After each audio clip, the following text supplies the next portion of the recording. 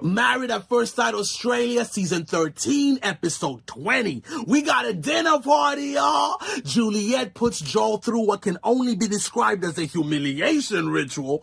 David and Alissa confront Beck on the rumors they've been hearing, and it goes crazy, y'all. Let's talk about it. Married at First Sight Australia, Kylie Minogue, Hugh Jackman, Iggy Azalea. We got singles whose dating life's been a failure. Let's meet them. We got Rachel, we got Steven, we got Alissa, David, Julia. We got Chris and Grace and Juliet, another Chris and Rachel, Gia. We got Becca, Rebecca, Philip and Stella, Brooke, Mella, Luke, Joel. Who else do we got? Steve. Danny and Scott. The drama's a lot, but it's love to be found. Stephanie, Tyson, we holding it down. Bounce, this the recap. Grab a drink, get a savory or a sweet snack, and sit back as we unpack what happened like back to back. Let's go, bro.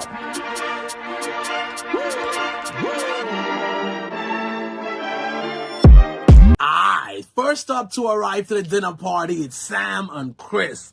Good vibes, they got their drinks on, you know what I'm saying, chilling, the connections popping. Next up, we got Gia and Scott. They look banging. She's in like a little sparkly thing, you know what I'm saying? They're like, hey, what's up? Big hugs. Gia's got a little friendship going on with Chris and them. So, yo, it's just good vibes, catching up. Next up, we got Tyson and Stephanie. They're not in the best place, you know, but yo, they're being civil, united front and all that. Next up, we got David and Alissa. They look banging, holding hands. In the cutaway thingy, Alissa's like, hey, I'm not looking forward to seeing Beck. Because if you remember in the last episode, you know, during the family and friends joint, one of Alissa's homies told her that Beck had been snooping around, putting feelers out, trying to dig up dirt on Alissa back home in Adelaide. Next up, we got Philip and Stella, the power couple of the group. As always, it's good vibes with these two, man. Big smiles, holding hands, all that. Next up, we got Rach and Steve. Steve's all in black, you know what I'm saying? And Rach got that femme fatale vibe popping, looking banging in that red. Chris hollers at Rach like, yo, Steve's looking kind of, you know, he's looking kind of, you know, I bet you gonna climb that like a tree when you get back to the crib. Rach is like, yo, we're not there yet, babe. We're not there yet. The dudes ask Steve like, hey, how are you and Rachel doing, man? What's good?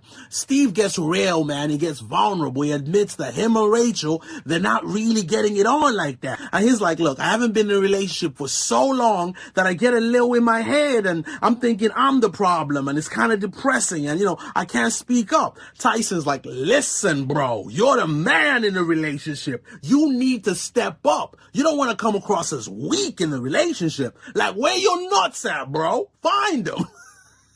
Now, listen, this is one of those right message, wrong messenger kind of things. Because what Tyson's saying, like he's making it all about gender roles, like you're the man, and because you're the man, you need to rah, rah, rah, rah. But it's like, remove the whole gender thing, okay? As a human being, you deserve to be in a relationship where you're not afraid that speaking your mind, being yourself will push your partner away. You deserve that. All right, next up to arrive, we got Danny and Beck. Beck goes around the room just apologizing, you know, for how she acted, what she said, like, hey, I feel bad, that's not me. Next up, we got Juliette and Joel. Now, these two, they're not living together. Juliette's been nothing but horrible to this man, but she wants to keep up appearances, okay? Make it seem like they're all good. So she's putting on this show, big smiles, everything's all good. They're hugging up people, saying hi. But Joel, he keeps it real. When, like, Alissa and Stella ask him how the relationship's going, he's like, not good. We're not living together right now. They're like, wow. They're like, how did you get on with the challenges? He's like, the challenges were challenging. Meanwhile, Juliette's kicking it with Chris, lying through her teeth. Like, we're in such a good place. You know, now we're able to just chill and find common ground. Okay. Stella asked Joe about the rumor that's been going around, no doubt started by Juliette. Apparently, Joe said that he felt like he was the star of the show and he was being super big-headed and theatrical. But here's the thing. We know that that's not true because that moment was captured on film. We saw what happened. Juliette was laying into him, calling him performative and fake and dissing him and his character. And he basically went, hey, you just don't see the star in me. You don't see the light in me, okay? That's what he said. Alright, so it's dinner time, baby. It doesn't take long for David to holler at Beck like, yo, we heard that you've been trying to dig up dirt on Alissa back home. What's that about? Beck denies it like, look, I have no idea what you're talking about, but yo, Alissa and David don't really believe her, so...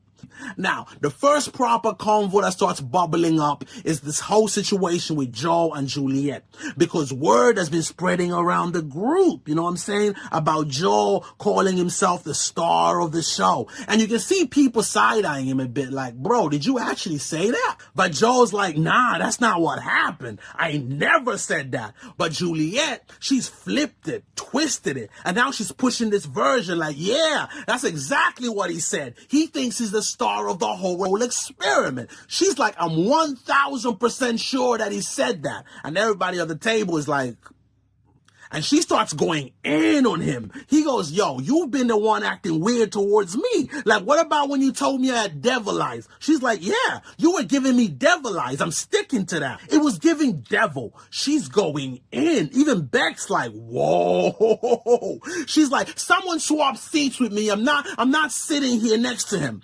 Chris and Sam try and change the mood, lighten things up a bit, you know, bring some good vibes to the table. And they let everyone know about Chris becoming a dad. And yo, it's good vibes. People are being supportive. But yo, it doesn't take long for Juliette to bring back the drama. She's calling Joel cringe. She's making fun of him cuddling up with his teddy. She's trying to embarrass him and question his masculinity. Gia joins in, of course. Juliette's like, I'm not married to a man. You're not a man. You're a child. Hey, yo, shout out to Danny, because Danny's like, hey, who cares about the teddy? If anything, it makes him more of a man because he's comfortable in who he is. Juliette's like, I don't have a problem with the teddy. I don't have a problem with the teddy. In fact, I like the teddy more than I like him. The teddy's not a beep like Joel. Now, the experts are watching the live feed and they're like, whoa, what did she say? What did she call him? I can't believe she called him that. The word's beeped out, but I'm guessing she called him the C word, you know, the see you next Tuesday. And she just carries on dragging the dude. She makes Brooks' crash out seem like child's play, man. It's just relentless. She's putting him down, publicly humiliating the dude, and she's doing it in like a mocking way. She's laughing about it. She's smiling. Everybody at the table is like uncomfortable, man. And yo, shout out to the homeboy, because you can tell that what she's saying is low-key getting to him. Like you can see in his eyes, man, his demeanor. He's not being his usual jokey self, but he never stoops down to her level. Not once. He doesn't cuss at her. He doesn't call her names. He doesn't say she kind of looks like the evil stepmom from Rapunzel. He keeps it super mature and just takes the hits. So that was the episode. Thank you guys so much for watching. Please give the video a like. If you haven't subscribed, please do. I'll be back with the next joint. And until then, you take care of yourself, fam, because I love you.